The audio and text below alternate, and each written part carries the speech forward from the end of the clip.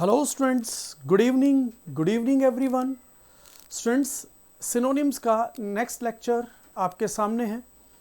इसके अंदर भी मैं कुछ ऐसे सेंटेंसेस लेकर आया हूं जो प्रीवियस ईयर्स में पहले ही किसी सेट पेपर्स में पूछे जा चुके हैं। तो उनकी प्रैक्टिस करते हुए without wasting any moment let's start the session. And हमारा जो फर्स्ट सिनोनिम है, हमारे पास जो हमारा फर्स्ट सिनोनिम है that is sterile. First synonym is sterile. Synonym के अंदर ही कुछ एंटोनिम भी छुपे हुए होते हैं। एक बार एंटोनिम भी ढूंढना, सिनोनिम भी ढूंढना, ठीक है। एंटोनिम भी ढूंढना, सिनोनिम भी ढूंढना। स्टेराइल का मीनिंग ढूंढिए। स्टेराइल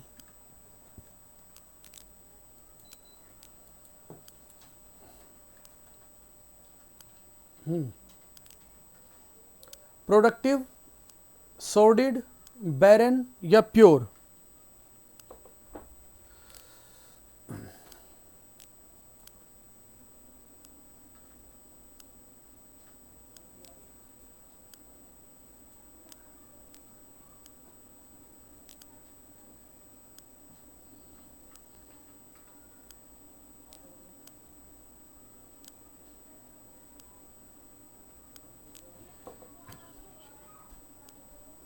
हाँ जी, रिप्लाई कीजिए बेटा।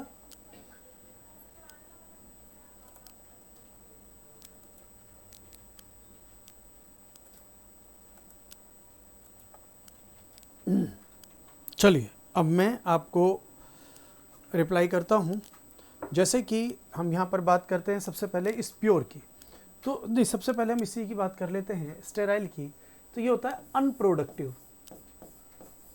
अनप्रोडक्टिव मतलब जहाँ से कुछ भी प्रोड्यूस ना हो सके जहाँ से कुछ भी प्रोड्यूस ना हो सके, तो इसको हम बांझ कह देते हैं। इसको हम बांझ कह देते हैं, या इसको हम नपुंसक भी कह सकते हैं, कि जहाँ से कुछ भी प्रोड्यूस नहीं हो पा रहा है। अनप्रोडक्टिव, ठीक है।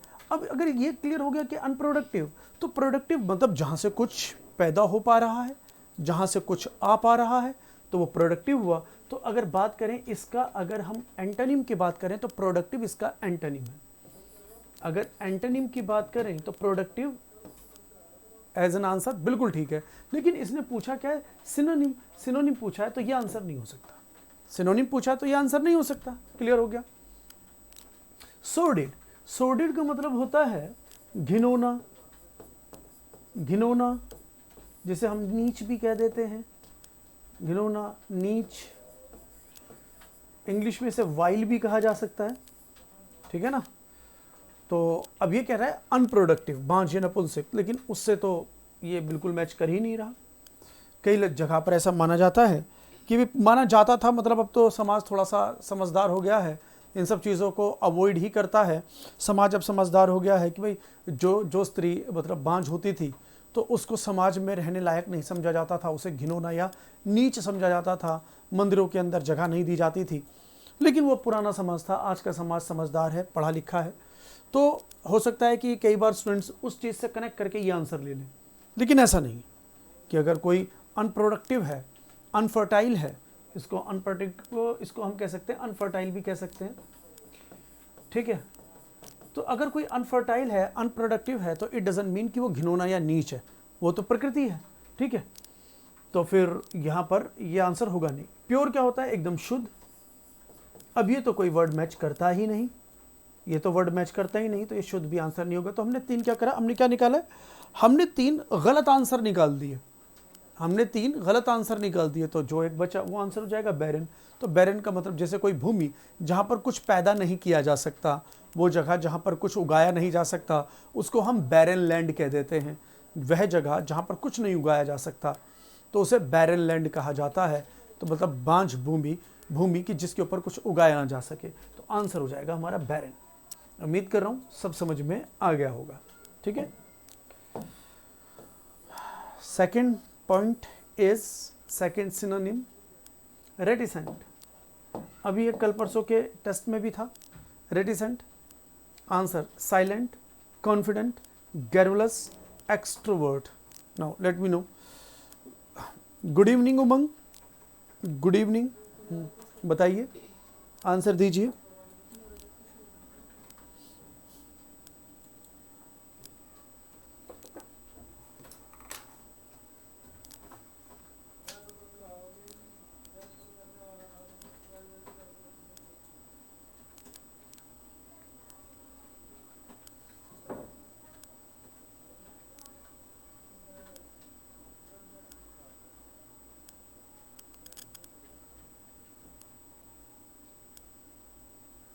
आई am waiting for your reply.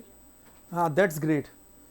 ठीक है, तो देख ले बेटा, इसके अंदर हमारा जो रेटिसेंट के अंदर एक वर्ड आया टेसिट, तो ये TACIT जो टेसिट वर्ड है, इसका मतलब ही साइलेंट होता है, इसका मतलब ही साइलेंट होता है। तो रेटिसेंट क्या हुआ? अल्पभाषी, अल्पभाषी, मौन,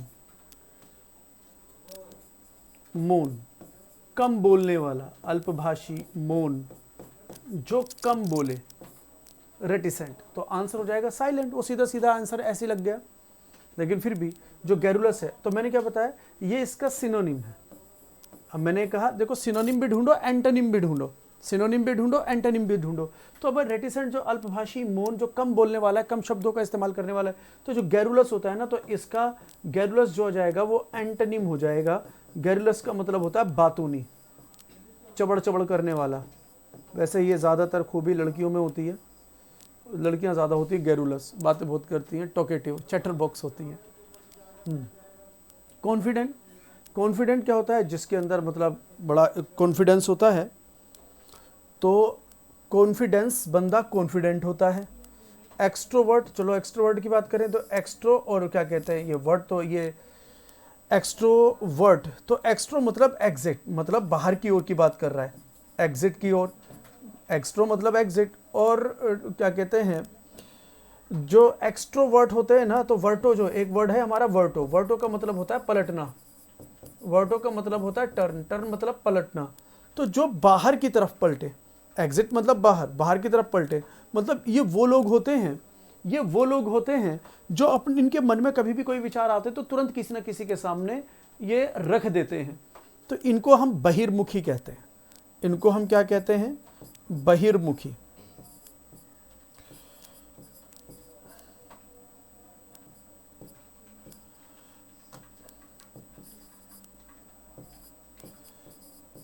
बहिर्मुखी। इसी के साथ इसका एक एंटोनिम है इंट्रोवर्ट, अंतर्मुखी। इंट्रो, जो भी कुछ मन में आता है अंतर ही रख लेते हैं, वो हर किसी को बताते नहीं है। ठीक है, तो ये हमारे, ये आंसर तो मिल ही गया, इनके आंसर मैंने बता ही दिए। ठीक है ना, अगला लेते हैं आंसर। अगला question, repudiate. Next is repudiate. Answer enforce, regret, sanction, renounce. जल्दी बताइए।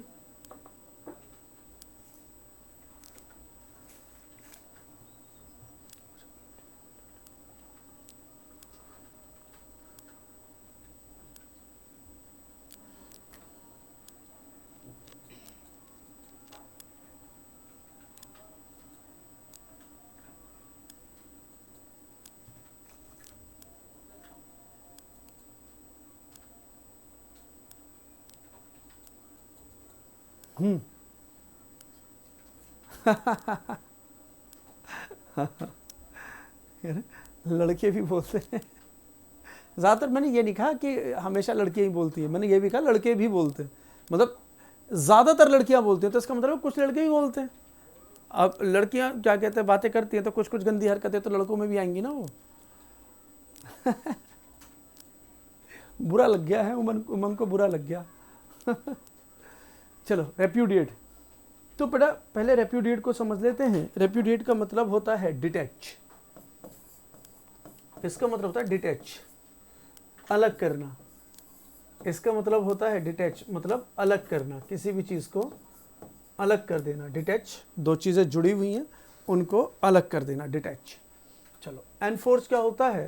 मतलब किसी चीज़ में बल लगाना, बल देना, किसी भी चीज़ को बल देना। ये किससे बना, ये फोर्स से बना, फोर्स मतलब बल होता है, ईएन लगकर ये वर्ब बन गया। वैसे ये फोर्स वर्ड जो है इसमें ईएन लगा तो ये वर्ब बन गया, जिसका मतलब बना बल देना, एनफोर्स, बल देना। सैंक्शन की बात करें तो सैंक्शन का मतलब होता है प्रतिबंध लगाना, बैन। इसका मतलब होता है प्रतिबंध लगाना, मतलब किसी भी चीज को बैन करना, तो ये हो जाएगा सैंक्शन। ठीक है, मैच कर ले।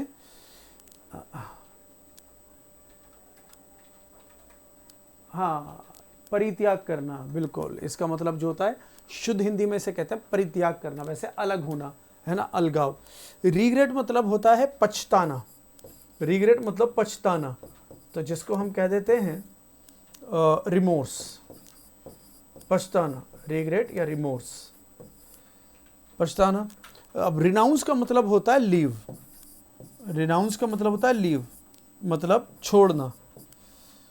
इसका मतलब हो जाएगा छोड़ना, अलग होना, सेपरेट होना।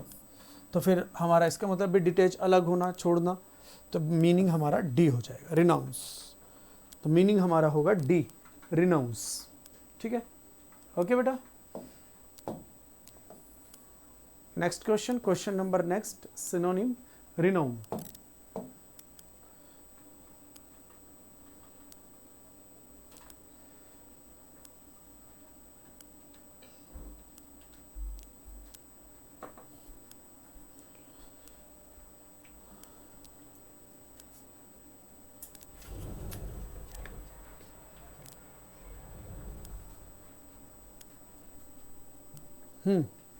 Renown, obscurity, wisdom, fame, conceit.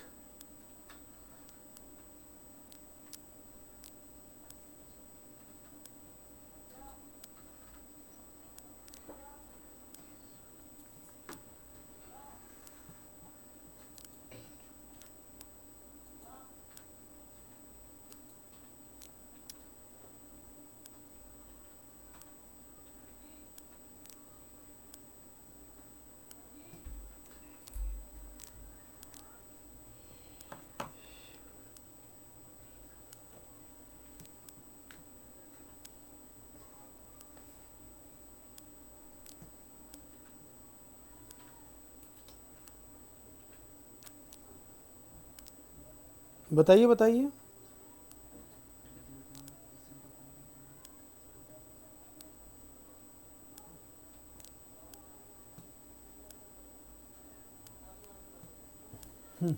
तो देखें, बिल्कुल।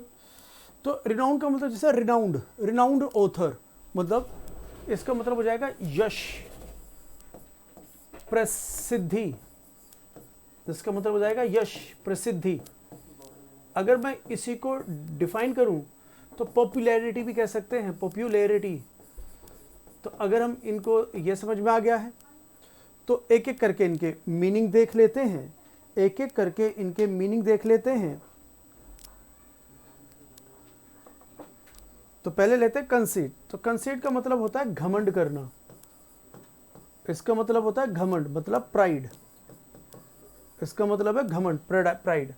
विजडम होता है बुद्धिमत्ता, अपनी बुद्धिमानी का इस्तेमाल करना, बुद्धिमत्ता, बुद्धिमानी का इस्तेमाल करना, विजडम। ऑब्सक्योरिटी होता है डार्कनेस, ऑब्सक्योरिटी होता है डार्कनेस, जिसे हम अंधकार कह सकते हैं, जिसे हम अंधकार कह सकते हैं, कहते ही हैं। तो फिर आंसर बना फेम। इस फेम वर्ड से ही, ये जो वर्ड है नाउन है फेम, इसी वर्ड से ही एक वर्ड बना फेमस। अगर आप फेम को नहीं समझ पाए हैं तो फेमस, प्रसिद्ध, तो आंसर हमारा फेम हो जाएगा। अब बेटा अगर फेम के अंदर हम ऐसे लिखते हैं फेम, और अगर इसके साथ हम डी का इस्तेमाल करें डिफेम, तो कलंक लगाना, इसी का मतलब हो जाएगा कलंक लगाना। ठीक है, तो आंसर हो जाएगा हमारा बी, फेम। रिनाउन का आंसर हो जाएगा फेम। ठीक है, अगला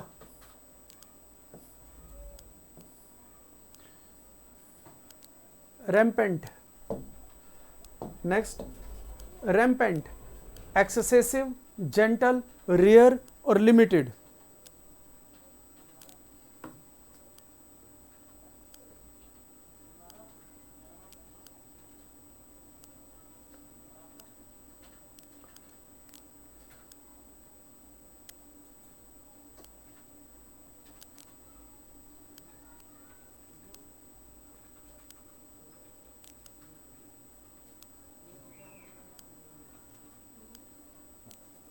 बताइए।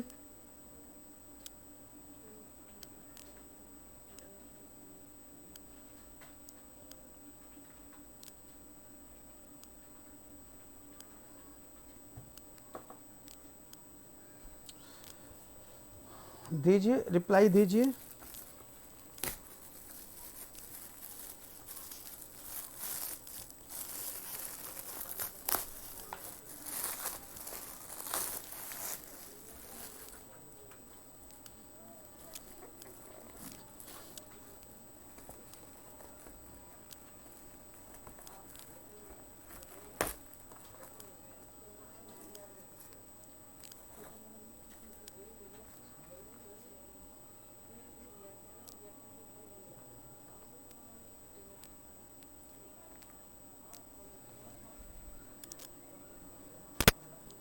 Very good. अब देख लें, रैम्पेंट का मतलब होता है अनलिमिटेड, अनलिमिटेड या कह सकते हैं अनियंत्रित, जिसको नियंत्रण ना किया जा सके, अनियंत्रित। तो मतलब अगर ये लिमिटेड अनलिमिटेड है तो जो लिमिटेड हुआ इसका एंटोनिम हुआ। अब एंटोनिम के पॉइंट ऑफ व्यू से तो आंसर ये हो जाएगा, एंटोनिम के पॉइंट ऑफ व्यू से तो आंसर ये हो जाएगा। तो फिर हमें अनियंत्रित ये कह रहा है कि रैम्पेंट का मतलब होता है लिमिटेड, मतलब जिसकी लिमिटेशन हो। फिर हमारा आंसर वो होगा जिसकी लिमिटेशन ना हो, बहुत ज़्यादा बढ़कर। तो जेंटल क्या होता है? जेंटल हमारे जैसे थे ना जेंटलमैन, तो जेंटल लोग होते हैं सभ्य लोग। जेंटल का मतलब क्या हुआ? सभ्य। रेयर का मतलब जो बहुत कम पाए जाते हैं, अनूठा। इसका मतलब है अनूठा या दुर्लभ कह देते हैं, दुर्लभ या अनूठा जो बहुत कम पाए जाते हैं। अब ये कह रहा कुछ ये अनलिमिटेड जो बहुत पाए जाते हैं, तो ये आंसर होगा नहीं, इसका तो कोई लॉजिक भी नहीं बनता। तो इसका ये भी एंटोनिम हो सकता है ना। ये कहता बहुत ज़्यादा अनलिमिटेड, ये कह रहा ना के बराबर, तो ये भी एंटोनिम हो सकता है। ये हो जाए एक्सेसिव। ये होता एक्सेसिव होता है मोर देन रिक्वायर्ड, अधिक मात्रा या संख्या में, मोर देन रिक्वायर्ड, ज़रूरत से अधिक जो होते हैं वो एक्सेसिव होते हैं। तो आंसर हो जाएगा हमारा ए। ठीक है, रैम्पेंट आंसर हो जाएगा ए।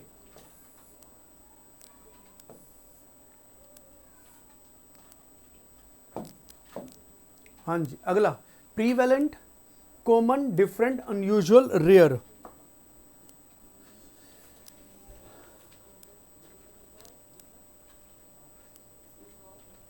Loyal persons are rare in this world.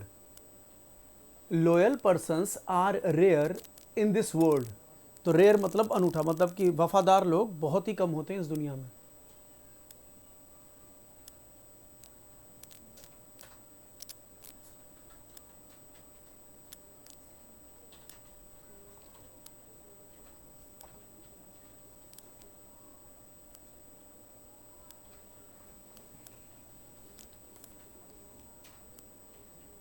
Next का आंसर प्रीवेलेंट।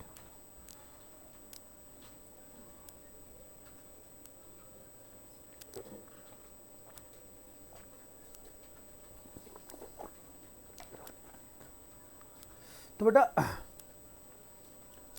प्रीवेलेंट का मतलब होता है फैलाव, प्रसार। इसका मतलब होता है फैलाव, इसका मतलब है प्रसार। इसको हम पॉपुलर भी कह सकते हैं। अब देखो प्रीवेलेंट जो चारों तरफ फैला हुआ, तो answer common, different, unusual, rare. अब बताओ क्या आंसर होगा?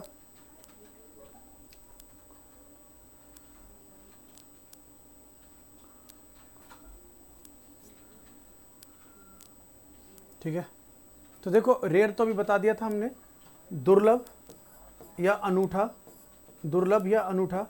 डिफरेंट मतलब बिल्कुल अलग, बिल्कुल अलग।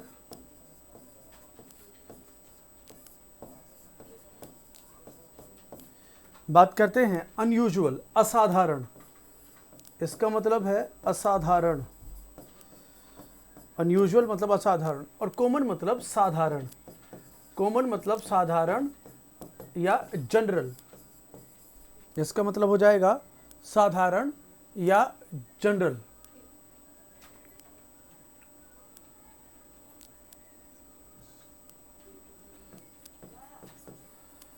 साधारण या जनरल, तो मतलब जो हर जगह पर हो। भाई जो चीज़ बहुत कम मिलती है तो भाई अनयूजुअल या रेयर हो जाएगी, है ना, और जो हर जगह मिलेगी तो वो साधारण हो जाएगी, मतलब वो हर जगह मिल जाएगी, तो इसका आंसर हो जाएगा कॉमन। जिसका साधारण चीज़ हर जगह हो जाती मिल जाती है, तो इसलिए आंसर हो जाएगा इसका कॉमन, इसलिए आंसर होगा इसका कॉमन। ठीक है,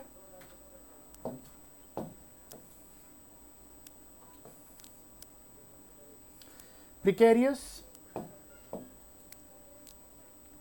dangerous, valuable, abundant, premature.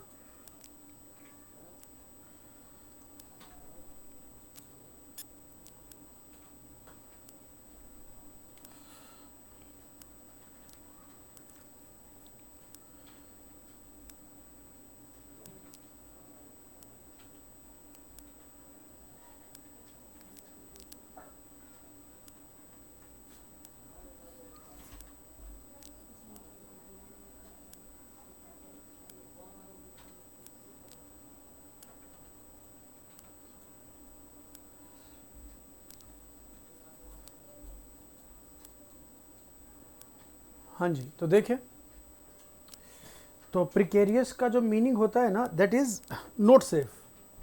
Precarious का जो मीनिंग होता है दैट इज नॉट सेफ, जो चीज़ सेफ ना हो। अनसेफ कह सकते हैं इसी को, अनसेफ, जो चीज़ सेफ ना हो। तो एक एक करके मीनिंग लेते हैं।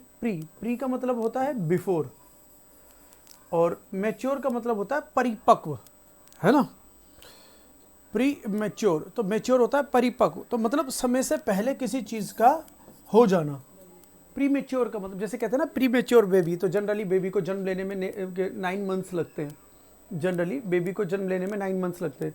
अगर वो 8 मंथ्स में हो जाए तो उसे हम कहेंगे प्री मैच्योर, मतलब समय से पूर्व। तो प्री मैच्योर होता है किसी भी चीज़ का समय से पहले हो जाना, प्री मैच्योर। वैल्यूएबल होता है मूल्यवान, जिसे हम कीमती कह देते हैं। ये होता है कीमती चीज़ है, मूल्यवान चीज़ है, वैल्यूएबल। ठीक है, अब ये क्या कह रहा है कि जो सेफ नहीं है, अनसेफ, तो मतलब प्रीमेच्योर हम ऐसे कह सकते हैं कि भाई जो प्रीमेच्योर बेबीज़ होते हैं वो अनसेफ होते हैं, कह सकते हैं। लेकिन यार ये इसका मीनिंग नहीं है ना, वो तो कुछ भी हो सकता है जो समय से पहले हो जाए। भाई मेरी सैलरी अगर समय से पहले आ जाए तो यार ये तो प्रीमेच्योर हुआ, तो मेरे को तो अच्छा लगेगा ना भाई, सीधी सी बात है, वो तो मुझे अच्छा लगेगा। तो वो तो सेफ, ये थोड़ी है कि वो सेफ़ नहीं है मेरे लिए। तो समय से पहले कोई भी चीज़ हो जाए, बस वो कि डिलीवरी समय से पहले हो जाती है तो हम उसे कह देते हैं कि भाई ये सेफ़ नहीं है, लेकिन ये इसका सिनोनिम नहीं है। और भाई जो कीमती, तो ये तो बिल्कुल भी नहीं बनेगा। अब आ जाते हैं अबंडेंट। अबंडेंट होता है अधिक मात्रा में, अधिक संख्या में, ये मतलब होता है इसका अधिक मात्रा या संख्या में, अधिक मात्रा या संख्या में, अबंडेंट।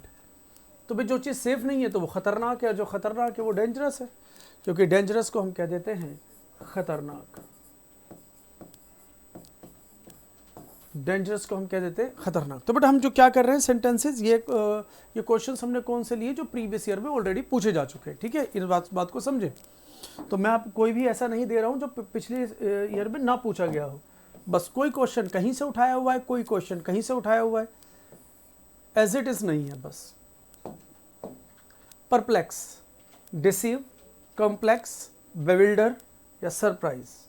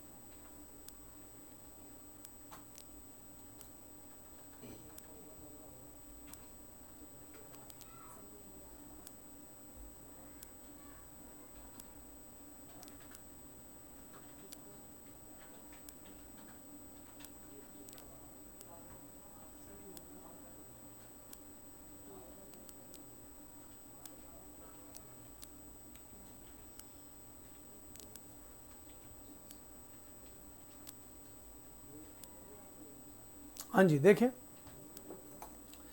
अगर बात करें परप्लेक्स की, तो इसका मतलब होता है हैरानी में डालना। I am perplexed, I am perplexed, मैं बड़ा हैरान हूं। तो ये होता है हैरानी में डालना, हैरानी में डालना। और जो परप्लेक्स्ड होते हैं ना, इसको जब हम हैरानी में आ जाते हैं तो कहते हैं कि एक लोकल वर्ड है जिसे हम कहते हैं हक्का बक्का रह जाना। अब अंग्रेजों से बोलो हक्का बक्का क्या होता है, बोलेंगे पता नहीं क्या बोल रहे हैं। तो ये क्या हुआ, ये हिंदी का ईडियम है हक्का बक्का। पक्की हक्का का कोई मीनिंग नहीं होता, बक्का का कोई मीनिंग नहीं होता, लेकिन हम बोलते तो हम समझ जाते हैं कि कहना क्या चाह रहे हैं। जनरली इनका वैसे कोई मीनिंग नहीं है, लेकिन हक्का बक्का बोलते तो ईडियम के रूप में आते हैं, मतलब कि हम हैरान हो गए। ठीक है, तो इसका मीनिंग क्या हुआ, हक्का बक्का रह जाना, परप्लेक्स या perplexed, I am perplexed. Deceive का मतलब होता है धोखा देना, जिसे हम चीट ऑन भी कह देते हैं, किसी पर धोखा देना। ठीक है, धोखा देना डिसीव। कॉम्प्लेक्स होता है कठिन, इसे हम कह देते हैं कठिन, जटिल, कठिन, जटिल या difficult, not easy, complex. Surprise मतलब हम जो बात करते हैं कि हैरान, जिसे हम शॉक्ड भी कह देते हैं, हैरान जिसे हम शॉक्ड भी कह देते हैं। और बेविल्डर जो होता है वो होता है, अगर हम बेविल्डर की बात करें तो इसका मतलब होता है उलझन में डालना। इसका मतलब होता है उलझन या उलझन में डालना, उलझन या उलझन में डालना। तो परप्लेक्स होता है हैरानी, हैरानी में डालना। सरप्राइज होना, तो इसका आंसर हो जाएगा डी, सरप्राइज। ठीक है, इसका आंसर हो जाएगा डी, सरप्राइज।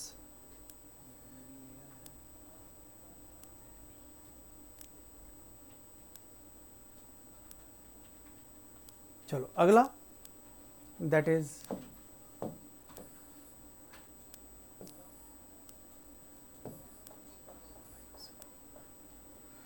बनाइए।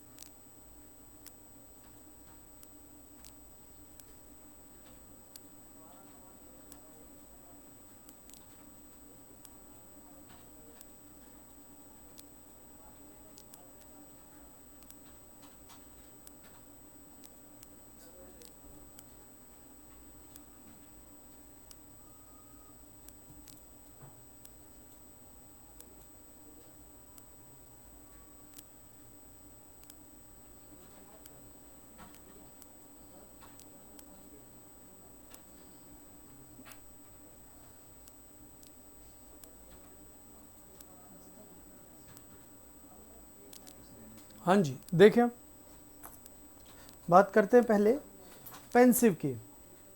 तो पेंसिव का मतलब होता है चिंता,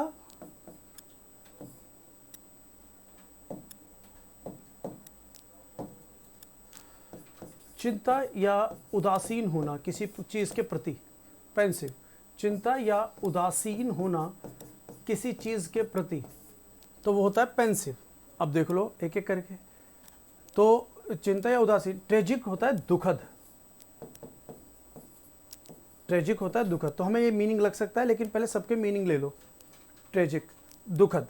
अब बात करते हैं स्पाइटफुल। तो ये होता है हमारा जैसे द्वेषपूर्ण, कि हम किसे द्वेष निकालते हैं ना, दुश्मनी निकालते हैं, द्वेषपूर्ण। इसको मेलिशियस भी कह देते हैं, मेलिशियस भी कहते हैं। तो मतलब आंसर तो ये हो नहीं सकता। मेल मतलब होता है किसी का बुरा सोचना, है ना, बुरा सोचना, द्वेषपूर्ण। स्पॉन्टेनियस होता है स्वाभाविक, अपने आप, स्वाभाविक, अपने आप, स्वयं, मतलब स्पॉन्टेनियस। जैसे एक छोटा सा एक गाना भी है ना, गाना तो बड़ा है, छोटा सा डायलॉग है, प्यार किया नहीं जाता हो जाता है, सुना होगा। तो उसे कहते हैं लव इज स्पॉन्टेनियस, कि अपने आप हो जाता है, जो चीज़ें अपने आप हो जाती हैं, दैट इज स्पॉन्टेनियस। ठीक है, तो स्पॉन्टेनियस क्लियर हुआ। अब आता है रिफ्लेक्टिव। तो यहाँ पर आता है रिफ्लेक्टिव। तो रिफ्लेक्टिव का मतलब ये होता है चिंतन करना किसी चीज़ के लिए, चिंतन। तो दुख करना, चिंता करना दो अलग बात है। तो यहाँ पे दुख की बात कर रहा है, ट्रेजिक। तो ये अगला आंसर नहीं होगा, आंसर होगा रिफ्लेक्टिव, चिंतन करना, किसी चीज़ के लिए चिंता करना। ठीक है,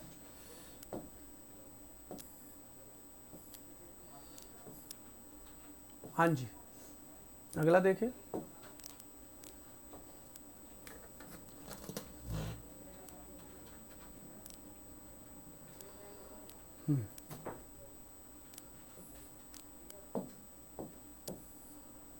ऑब्स्टेकल,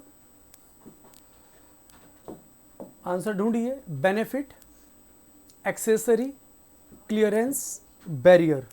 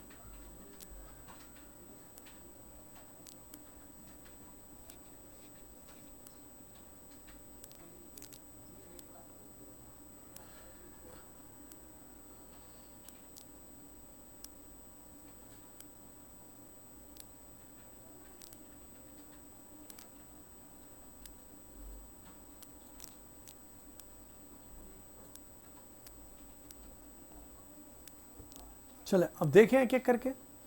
ऑब्स्टेकल मतलब क्या होता है, बाधा।